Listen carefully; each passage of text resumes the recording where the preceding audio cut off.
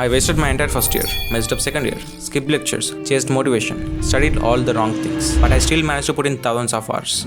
Went from 70 marks to 99.2 percentile. I learned it the hard way. Made every mistake you are about to make. And more importantly, I know what not to do. So if I had to restart my JEE preparation from zero, this is exactly how I'd do it. Hi, I am Ayush. Welcome to the JEE Files. In this series, I'll share my unfiltered journey, learnings and mistakes so you don't repeat them. Alright, here's how this goes. I have broken this down into 3 clear parts where I messed up, how I dribbled from scratch, and how I'd finish with strong revision. By the end, you won't just know what to do. You will know why things work. And this might change your preparation forever. Let's get started. Okay, let me guess. You're probably watching this at 11 p.m, scrolling through your phone instead of studying and feeling like complete shit about how your day went. I get it. Because 2 years ago, I was exactly there. Look, I need to tell you something. Most of us aren't actually studying. We are just pretending to staying busy. And there's a huge difference. I used to wake up, open my books at 6 a.m. and sit there for 8 hours and feel like I was working hard. But honestly, I was just moving my pen here and there, fooling myself into thinking that I was being productive. But you know what I was actually doing?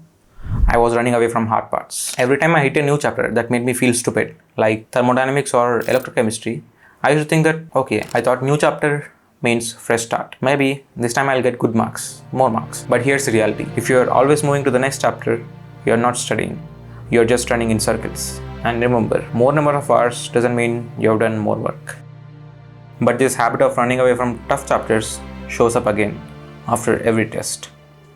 Now, let me be real with you. You know that feeling after getting your test results back? That heavy feeling when you expect at least 150 marks but finally get 50 marks. Then what do most of us do? We quickly check which questions went wrong, maybe feel bad for 5 minutes, and then keep the paper in our bag and never look at it again, right? But do you want to know a secret that most students completely miss? Here's a cheat code that can change how you think about these exams. See, even if you completely screwed up the entire week, didn't study, watched movies, wasted time, but after the test, if you sit down and properly solve every single question from that paper, you'll still outperform the guy who studied hard but just checked his marks and moved on. I'm not exaggerating. That hardworking guy will keep making the same mistake, skips important concepts and keep feeling confused about why his marks aren't actually improving, and as a result, builds a pile of unresolved doubts. But you're learning from every question that challenged you.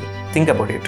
Every week, your teacher is basically giving you a sample of important questions, entire syllabus broken down into bite-sized pieces. So even if you're that guy who studies one day before the exam, make sure you're the guy who solves every question after the exam. That 1 hour of post-test analysis is worth more than 10 hours of random studying.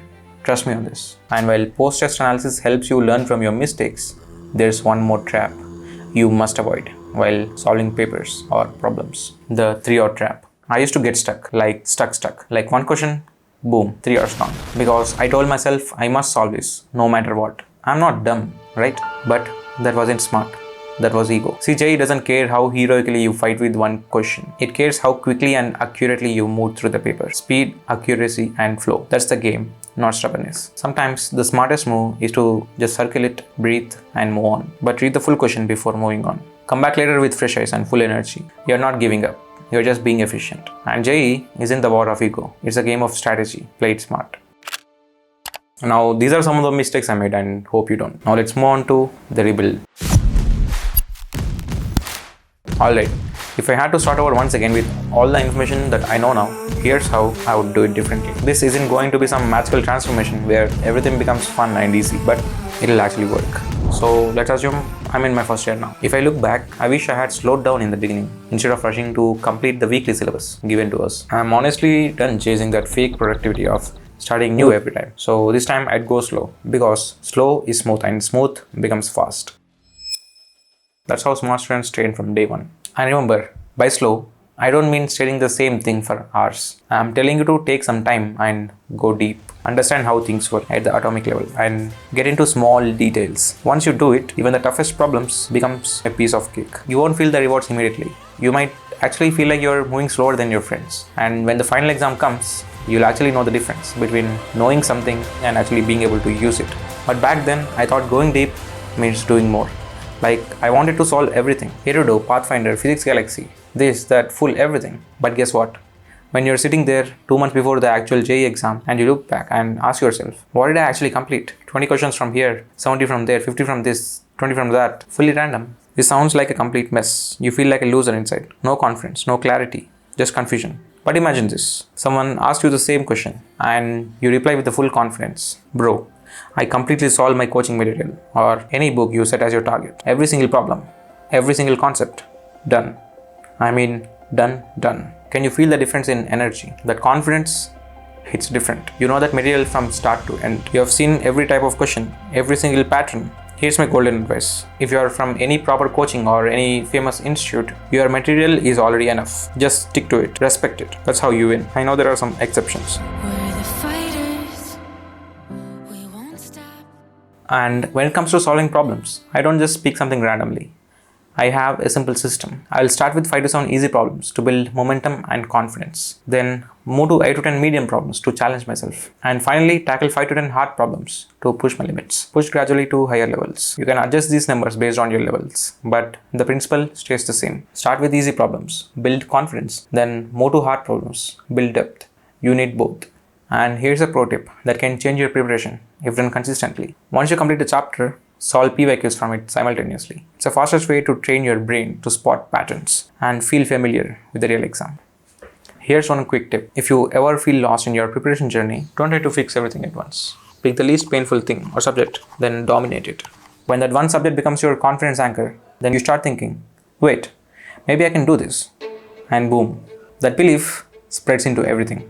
Then chemistry stops looking like monster, maths feels doable, all because you built momentum. And remember, momentum is always greater than motivation, always. Chapter 3, the revision.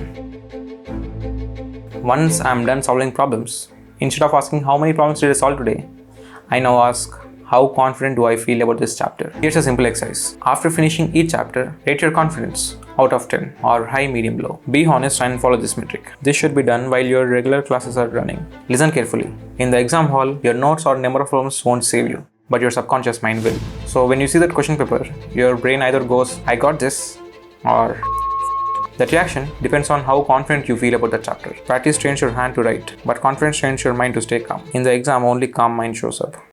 It's enough.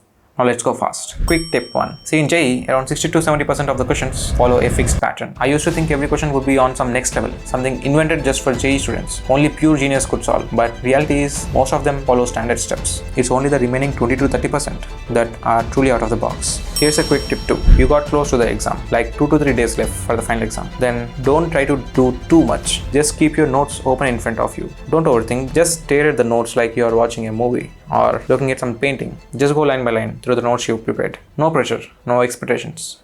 Just see it and move on.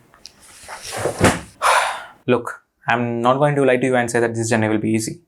It's going to be hard. But your future self is counting on the decisions that you take today. So don't let them down. Hickory dickory dock, back from the dead is a miracle doc. They counted me out, moment of truth.